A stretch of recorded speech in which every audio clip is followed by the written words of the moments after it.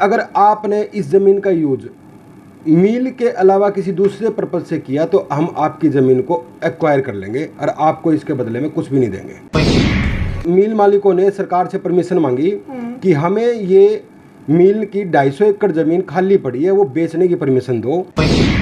वो घर तोड़े गए हाँ। उस टाइम पे, लेकिन मेरे ख्याल से उनका कब्जा तो बहुत पुराना था, प्राइवेट प्रॉपर्टी के ऊपर था, फिर भी घर तोड़ने के बाद प्रशासन ने उनकी एक चमन्नी खोल दी थी। जो हाउसिंग बोर्ड स्कीम थी वो आई ही इसलिए थी ताकि जिन लोगों का ब्यूत नहीं है वो घर लेके खरीद सके, उनका भी एक मकान का सपना पूरा हो। भाई हिसार की डीसीएम मिल, नाम शायद आपने जरूर सुना होगा। भाई डीसीएम मिल आज नहीं, आज तकरीबन 70 साल पुरानी मिल, जिसपे आजकल एक रिहायशी कॉलोनी कटन का मामला जो है लगातार चर्चा का में है। ये पूरा मुद्दा उठाया जिसने वो फिलहाल कुमार मुकेश जी मेरे साथ हैं, एडवोकेट हैं, सीनियर पत्रकार भी रहे हैं, सीनियर एडवोकेट हैं, तो भाई ये हमारे साथ है। तो इनसे चलो जानेंगे कि भाई ये पूरा मुद्दा है कि एक कॉमर्शियल जमीन जो एक मील चलाने खातर दी गई थी, जो इस मकसद से जो है सरकार ने शायद इस वजह से दी थी कि भाई ओडे के लोगों ने जो है रोजगार मिला है। आज ओडे रिहायशी कॉलोनी कटन लग रही है और इतने महंगे दामा पे कटन लग रही है कि उफ तौबा। तो कुमार जी मैं आपसे यूं जरूर जानना चाहूंगी ये पूरा मामला क्या है, एक बार पूरा शुरुआत से मैं समझना चाहूंगी, कम से कम से बताना। एक्चुअली मैं आपको बताता हूँ कि ये पंजाब सरकार थी 1953 में, पहले हरियाणा गवर्नमेंट तो बना नहीं था। हाँ। तो उस दौरान डीसीएम वालों ने यहाँ एक मिल लगाने के लिए बात करी गवर्नमेंट से, तो गवर्नमेंट ने यहाँ के लिए 400 एकड़ ज़मीन इनको दे दी। अच्छा। उसका कब्जा 1953 में दे दिया था और वो बाद में पता लगा कि वो 400 एकड़ की जगह 418 एकड़ का कब्जा आ गया इनके पास गलती से। अच्छा, गलती से 18 एकड़ फालतू ले गए। हाँ। अच्छा। फिर 400 एकड़ की कन्वींस डीड बन गई। कन्वींस डीड बनी तो वो 6 लाख में बनी थी। उसमें एक पूरा एक टर्म एंड कंडीशन लगाई गई कि उसमें क्लोज 7 है, उसमें बिल्कुल लिखा गया कि अगर आपने इस ज़मीन का यूज मील के अलावा किसी दूसरे पर्पज से किया तो हम आपकी ज़मीन को एक्वायर कर लेंगे और आपको इसके बदले में कुछ भी नहीं देंगे। अच्छा। तो यानी कि ये ज़मीन दी की थी प्योरली एक मील लगाने के लिए ताकि क्षेत्र के लोगों को रोज़गार मिले। तो उसके बाद में क्या हुआ, 1975 के दौरान मजदूर किसी बात पे हड़ताल पे चले गए। तो हड़ताल वो कई सालों तक रही ना, 83-84 तक रही। अच्छा। तो मील को घाटा हुआ, मील बंद हो गई और उस दौरान फिर मील मालिकों ने सरकार से परमिशन मांगी कि हमें ये मील की 250 एकड़ ज़मीन खाली पड़ी है, वो बेचने की परमिशन दो और हम ताकि हमें ना अपना घाटा पूरा कर सके, नई मशीनें ला सके, मील को अपग्रेड कर सके। अच्छा। तो गवर्नमेंट ने वो रिजेक्ट कर दी एप्लीकेशन और फिर गवर्नमेंट ने उसको सीरियसली माना। उस दौरान ताऊ देवीलाल मुख्यमंत्री होते थे। अच्छा। तो उन्होंने हिसार डीसी को इंक्वायरी ऑर्डर करी, उन्होंने मौके पे जाकर इंक्वायरी करी तो पाया कि 250 एकड़ ज़मीन खाली पड़ी है और 20 साल से ज़मीन खाली पड़ी है। 20 का 30 साल 53 में थी, 84 की बात है, मतलब 30-35 साल से खाली पड़ी थी ज़मीन। तो उन्होंने देखा है तो टर्म एंड कंडीशन की वायलेशन है, आपको 400 एकड़ ज़मीन दी थी, आपने यूज़ 150 एकड़ किया तो 250 एकड़ आपके काम की नहीं है, उन्होंने रिज्यूम कर ली। अच्छा। उसके खिलाफ ये हाई कोर्ट चले गए। तो हाई कोर्ट ने ये माना कि जो रिज्यूम की कार्रवाई थी वो हड़बड़ी में की गई थी, इसलिए वो इनके पक्ष में डिसीजन आ गया, इनके मतलब पक्ष में फैसला आ गया, वो जमीन जो है उन्हें उल्टी मिल गई। बिल्कुल 2010 की बात थी। फिर वो डबल बेंच में गया, सुप्रीम कोर्ट के में गया, वो 2014-15 तक चलता रहा मामला, लेकिन मिल के पक्ष में आता गया। लेकिन कहीं भी ये नहीं था कि हम मिल को परमिशन दे रहे हैं ज़मीन बेचने की, यहाँ ऐसा कुछ नहीं था। अच्छा। अब इन्होंने क्या किया कि इन बिटवीन क्या हुआ कि जब वो कब्जा देना था 250 एकड़ का, क्योंकि कोर्ट के ऑर्डर हो गए, रिज्यूम की हुई ज़मीन वापस इनको देनी थी। तो उसमें जब उस वक्त की जो एडमिनिस्ट्रेशन डिस्ट्रिक्ट एडमिनिस्ट्रेशन था, उन्होंने क्या किया, गलती थी कि क्या जानबूझ के किया, वो 250 एकड़ की जगह 253 लिख दिया कागजों में। अच्छा। आज भी कागजों में लिखा हुआ है। पहले 18 एकड़ फालतू चल गया, फिर 3 एकड़ फालतू चला गया, चलो जी 21 एकड़ फालतू गई। उसके बावजूद भी क्या कि वहाँ मिल के जगह पे कब्जा हुआ था बहुत पुराना, वो जमीन रिज्यूम होने से पहले की। 135 घर उसमें रहे। हाँ, 135 घर रह रहे थे। हाँ। तो वो जमीन जब डीसीएम था मालिक उसका, तब के कब्जे है, उनके पास सबूत है उसके। अच्छा। तो गवर्नमेंट ने उसको मान लिया कि वो 89 के बाद में कब्जा हुआ, यानी गवर्नमेंट की लैंड पे कब्जा हुआ, हमने रिज्यूम की उसके बाद में हुआ है। तो गवर्नमेंट ने वो 250 एकड़ की बजाय, गवर्नमेंट का सरकार प्रशासन ने 250 एकड़ की बजाय 253 एकड़ तो जमीन ट्रांसफर कर दी। उसके अलावा उनकी जो 13 कनाल जमीन थी वो भी उनको कब्जा दिलाने के लिए 135 घर तोड़ दिए। वो घर तोड़े गए हाँ। उस टाइम पे, लेकिन मेरे ख्याल से उनका कब्जा तो बहुत पुराना था, प्राइवेट प्रॉपर्टी के ऊपर था, फिर भी घर तोड़ने के बाद प्रशासन ने उनकी एक चमन्नी खोल दी थी। प्रशासन ने उस घर को प्राइवेट प्रॉपर्टी की बजाय सरकारी प्रॉपर्टी माना।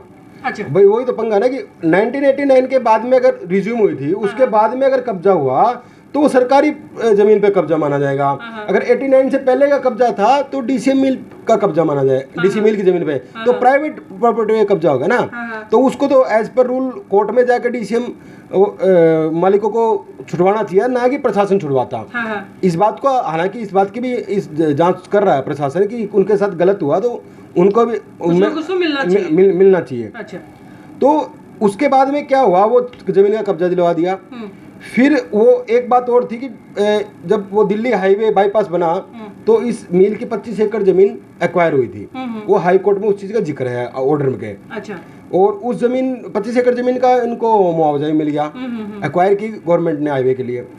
तो उसको कागजों में 17 एकड़ दिखा दिया यहाँ, जब उनको कब्जा दिया जा रहा था, यानी कि 8 एकड़ फालतू फिर देने के लिए।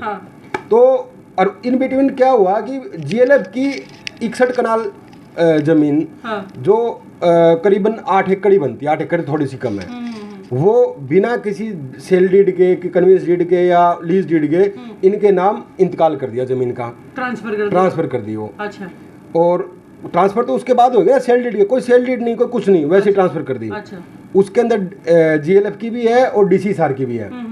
तो उसके बाद में उन्होंने ट्रांसफर करने के बाद में जब उनको पता लगा, जीएलएफ ने ऊपर अधिकारियों को बोला, तो उन्होंने यहाँ एसीएस ने, असिस्टेंट चीफ सेक्रेटरी ने हिसार डिस्ट्रिक्ट एडमिनिस्ट्रेशन को लेटर लिखा 2019 में कि इनके खिलाफ एफआईआर लॉन्च की जाए। उस पर भी कोई आज तक कार्रवाई नहीं हुई है, आज तक कोई कार्रवाई नहीं हुई, कोई गिरफ्तारी नहीं हुई। नेट सेल में आपको बताता हूँ कि इसके बाद में इन्होंने विदाउट परमिशन लिए 2020 के अंदर ये अपनी फर्म को डीमर्ज कर लिया और डीमर्ज ये डीड बना ली है। अच्छा, उसमें 267 समथिंग जमीन एक दूसरी कंपनी को ट्रांसफर कर दिया, डीसीएम नोवेल लिमिटेड का नाम से है। अच्छा, बाकी जमीन रहेगी डीसीएम लिमिटेड में।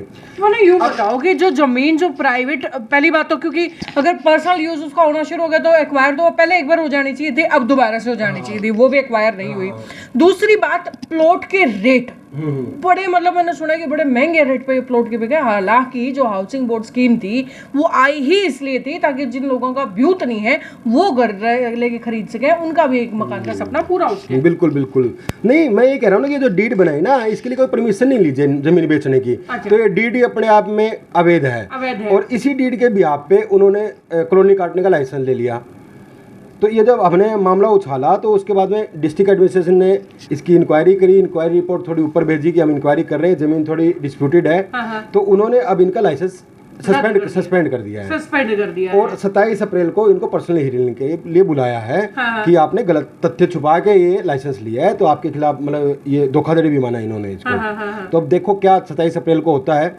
और दूसरा, हुड्डा इस पे सेक्टर 23 बसाने वाला था, तो हुड्डा को मुफ्त में मिलनी थी जमीन एक्वायर होने के बाद में, तो बड़ा सस्ता लोगों को घर मिलना। अभी प्राइवेट लोगों को ऐसे कॉलोनाइजर को ऐसे देना जो बड़े महंगे दामों में बेचते हैं। नाम है ना उनका, जो जिनके नाम पे दीनदयाल उपाध्याय जन आवास योजना, जिनके नाम पे हम गरीबों को घर देने की बात करती है सरकार, उनके नाम को भी खराब करेंगे। अगर उनके नाम पे प्राइवेट लोगों को कॉलोनियाँ देंगे और वो मुनाफा कमाएंगे तो वो भी गलत है। तो इस पर कम से कम मेरा इतना ही मानना है कि सरकार खुद सेक्टर काटे और बड़े सस्ते रेट पे ड्रा के हिसाब से दे उसको, ना कि ई नीलामी से दे, ताकि हर आदमी दीनदयाल उपाध्याय जी की सपना पूरा हो सके। बिल्कुल भाई। तो यो पूरा डीसीएम मिल का जो है मुद्दा जो कुमार मुकेश जी ने उठाया था, और लगातार इतने दिनों से, क्योंकि 70 साल थोड़े नहीं होंगे, 70 साल तक जमीन जिसमें कदे घट्टा हो गया, कदे वादा हो गया, कदे डिस्प्यूट आ गया, कदे सुलझ गया, 70 साल से लगातार ये सिलसिला जो है जारी चलन लग रहा है। कदे 18 जो है एकड़ जब फालतू दे दी, कदे 3 एकड़ फालतू दे दी, कदे 8 एकड़ फालतू दे दी।